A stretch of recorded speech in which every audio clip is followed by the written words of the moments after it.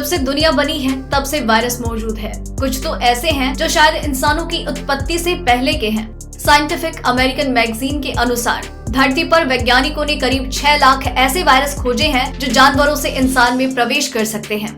इंसान लगातार इन वायरसों के हमलों से जूझता आया है, लेकिन आंखों से ना दिखने वाले इन दुश्मनों के आगे इंसान हमेशा झुका है। आइए हम आपको बताते हैं धरती पर मौजूद इंसानों पर हमला करने वाले सबसे खतरनाक 10 वायरसों के बारे में। मरबर्ग वायरस। मरबर्ग वायरस को 1967 में खोजा गया था। इसके बारे में तब पता चला था जब जर्मनी की एक प्रयोगशाला में ये लीक हो गया और वहाँ के कुछ लोग बीमार हो गए। ये वायरस बंदरों से इंसानों में आया था। इसकी वजह से इंसानों में तेज बुखार आता है, शरीर के अंदर अंगों से खून बाहर निकलने लगता है। इससे कई अंग काम करना बंद कर देते हैं, इंसान मर जाता है। इसकी वजह से बीमार लोगों में से 80% की मौत हो जाती है। Ebola virus. इबोला वायरस के बारे में सबसे पहले 1976 में तब पता चला जब कांगो और सूडान में कुछ लोग इससे मारे गए।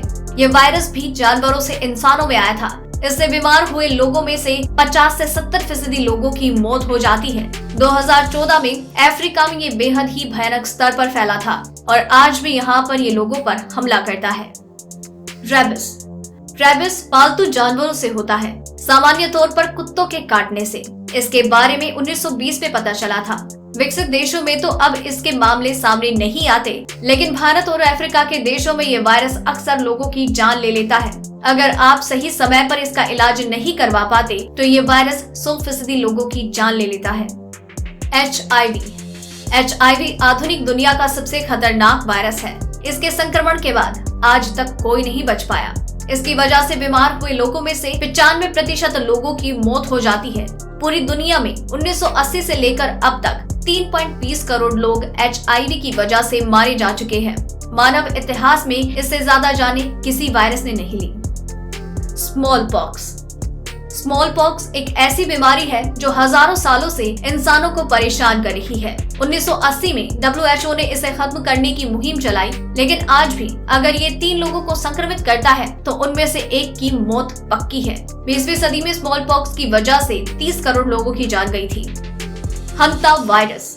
हंता वायरस पर दुनिया का ध्यान सबसे पहले तब गया जब 1993 में अमेरिका में एक युवक और उसकी मंगेतर संक्रमित होने के कुछ ही दिनों के अंदर मर गए। कुछ ही महीनों में अमेरिका के 600 लोग इस बीमारी से संक्रमित हुए और इसमें 36% लोग मारे गए। ये बीमारी चूहे से फैलती है। कोरियाई युद्ध के दौरान हंता वायरस की वजह से 3000 सैनिक बीमार हुए थे और इनमें से 12% लोग मारे गए। इन्फ्लुएंजा की वजह से दुनिया में हर साल करीब 5 लाख लोग मारे जाते हैं, लेकिन कभी कभी इन्फ्लुएंजा का नया वायरस भी आ जाता है जो महामारी बन जाता है, जैसे कि 1918 का स्पेनिश फ्लू। इसकी वजह से दुनिया की 40% आबादी बीमार हो गई थी और करीब 5 करोड़ लोग मारे गए थे। अगर इन्फ्लुएंजा का कोई नया वायरस आता है तो ये ज्यादा खतरनाक होगा और तबाही मचा देगा। डेंगू। डेंगू एक ऐसी बीमारी है जो मच्छर के काटने से होती है। इसके बारे में 1950 में पहली बार तब पता चला जब फिलीपींस और थाईलैंड में ये फैला। अभी दुनिया की 40% आबादी ऐसी जगहों पर रहती है जो डेंगू की पहुंच में है। इसकी वजह से हर साल 50 लाख से 1 करोड़ लोग बीमार होते हैं। ये आगे बढ़कर इबोला हेमोरेजिक फीवर में बदल जाता है। अगर सही समय पर सही इलाज ना मिले तो मौत तय है। इसकी वजह से कुल बीमार लोगों में से 20% लोग मारे जाते हैं। Rota virus.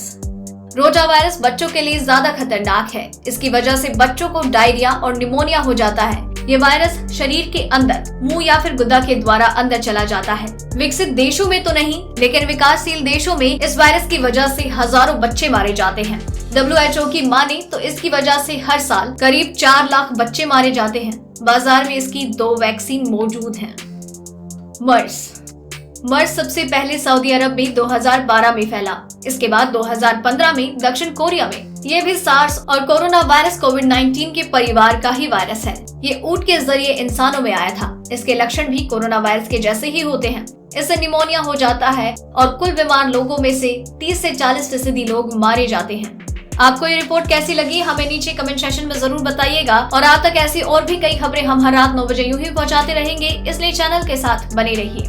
Daily trending news की रिपोर्ट सब्सक्राइब करें हमारा चैनल ऐसी ही लेटेस्ट और इंटरेस्टिंग न्यूज के लिए।